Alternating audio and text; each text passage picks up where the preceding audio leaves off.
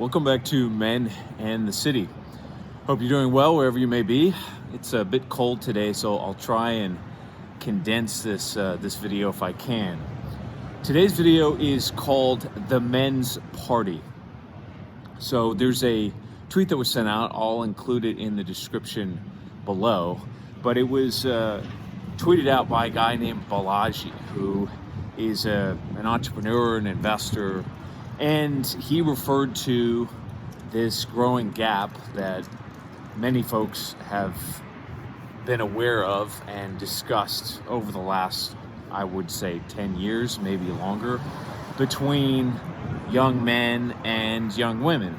And you might say, in a general sense, between men as a political voting bloc and women as a political voting bloc. And his appeal, his argument was basically that the Republican Party is becoming the party of strong men and the party of women who support those strong men.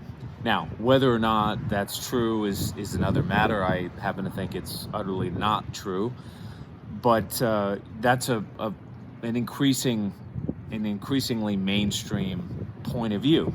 And it's not all bad.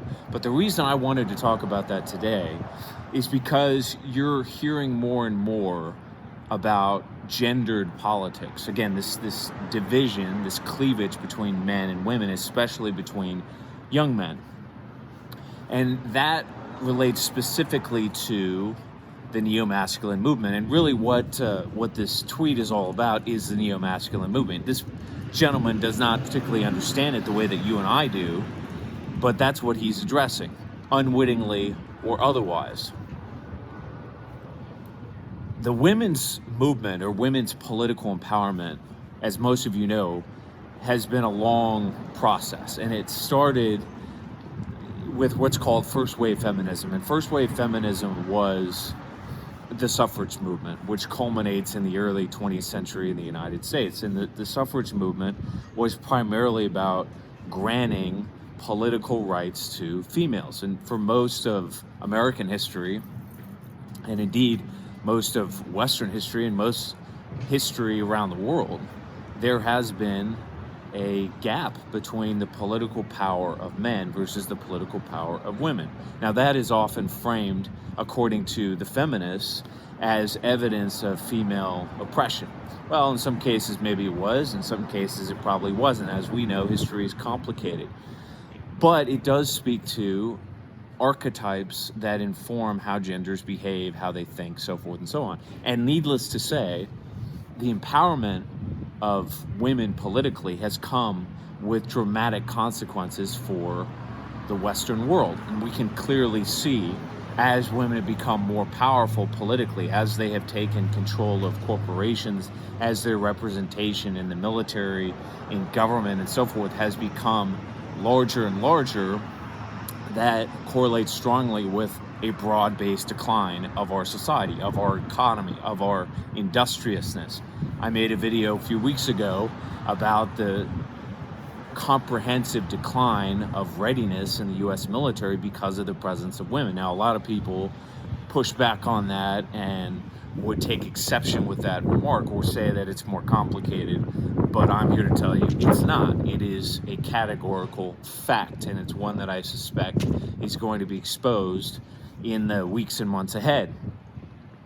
In any case, after the suffrage movement takes place, then you get what's so-called second wave feminism. And second wave feminism was, as I put it before, this decoupling of femininity from marriage.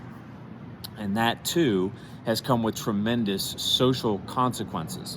Well, the reason why I mention those events as preliminary data points to the rise of the men's party, or as I put it, the neo-masculine movement, we'll get into more of what that is in just a moment, is because the rise of female empowerment politically, socially, economically, and otherwise comes with feedback. There are long-term consequences that have been deleterious to society, not just for men, but for women as well. And so the long term and the short term are now converging. We are now in a place, we are in a time in which society, for all kinds of reasons that we've talked about on this channel before, is coming apart. Things are beginning to escalate and accelerate. Our institutions have declined. Our culture is toxic. It's a mess. And the relationship between the genders is an expression of that toxicity. So now that we're over 100 years removed from the suffrage movement, we're beginning to see a coalescence. We're beginning to see a hardening. We're beginning to see a rigidification of a men's political movement. And that is called the Neo-Masculine movement. And the Neo-Masculine movement has many facets. It's not simply a political movement. It encompasses a social movement. It encompasses cultural behaviors and mentalities and new ideas and innovative monetary systems, so forth and so on. In other words, it's a comprehensive movement. And that movement is only going to gain momentum. Now, this runs in stark contrast to the analysis that you hear from people like Rollo Tomasi and other members of the manosphere. Certainly, these are pioneering men in the sense that they have introduced red pill content like the rational male. You might say boilerplates that have been extremely helpful and advanced the understanding of men in terms of women and the sexual marketplace and society to a great extent. But a lot of this awakening has led to some rather black pill conclusions. And that is to say, the manosphere sees society as moving in a linear fashion towards more and more feminism, more and more feminization, more and more female empowerment, to the point where everything is just going to get worse and worse and worse. You hear similar talk about the dating marketplace, in which men are routinely saying, well, it's getting harder and harder and harder for average men, and there's going to be more competition, there's going to be more losers in the sexual marketplace, and the numbers of women are just going to concentrate more and more and focus more and more on the men that are at the top of the social pyramid. That logic is sound, but it's incomplete and it's erroneous in terms of its conclusion, because society is not a self-contained system. There are many different variables at play, and we're beginning to feel the effects of some of those variables, some of which were set in motion by the manosphere itself. In other words, as soon as people become awakened to some of these destructive changes, as soon as men understand, and to a lesser extent women, the deleterious effects of first wave feminism, second wave feminism, so forth and so on, that in and of itself facilitates change. It creates a permutation, creates new variables.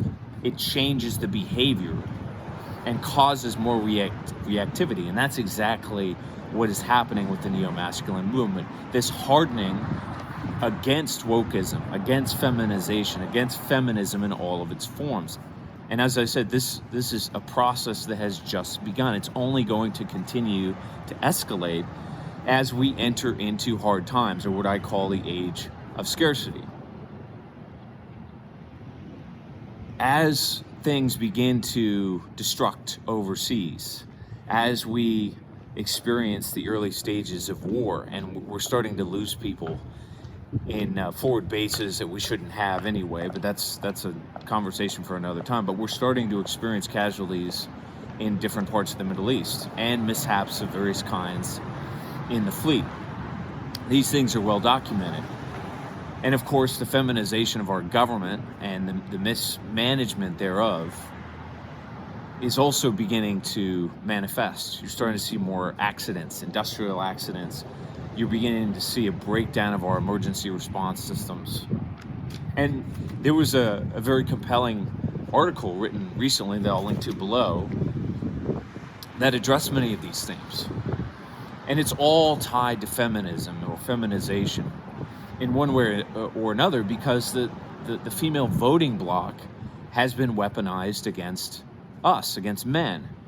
And by extension, it's been weaponized against society, because men, ultimately, we carry the torch of civilization and society. We are the deltas, as I've called them before, the men on the ground that do all the work, the construction, the small business entrepreneurialism, the technological breakthroughs. We keep the lights on. Without us, society crumbles. It's just that simple. And so now that power has been turned over to a growing number of people that have no connection whatsoever to that building process, to the brick and mortar that enables society to function properly, things are breaking down. And so this neo-masculine movement is only going to get stronger as a result. So I guess, to be short, in this video, what I'm trying to say, the message I'm trying to convey here is that the feminization that started over 100 years ago with the women's suffrage movement and the various iterations of that feminization that has only intensified over the last 5 to 10 years with the Me Too movement and wokeism and all the rest of it, the emasculation of men in the bureaucracy, in the military, in corporations, and so forth, that's beginning to provoke backlash. And that backlash is gaining political traction. It's gaining cultural traction. It's gaining momentum across the board. Final thought on this is as follows. Society is not pushed forward by the majority. The majority of people at any given time don't take action. They simply react. They simply conform to whatever the empowered minority do. And so, while many are looking towards the political process as the resolution to a lot of the problems that we face today, or a lot of the divisions that we experience, in other words, whoever has the most amount of votes will win, is looking in the wrong direction. It is always an empowered and competent minority that settles the great crises in any society. And what I'm suggesting to you, gentlemen, is that the neo-masculine movement is fast becoming that empowered minority. And it's only going to strengthen as things get worse. And this shift, this transition away from the age of prosperity, which is an age of the feminine, and towards the age of scarcity, which is the age of the masculine, is only going to consolidate that neo-masculine movement. It's only going to empower it further. So, don't despair. Our time is coming.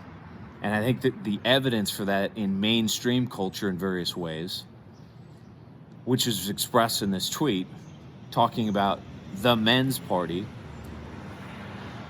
that suggests that the neo-masculine movement is only just now beginning. Stay tuned for more, and we'll talk soon.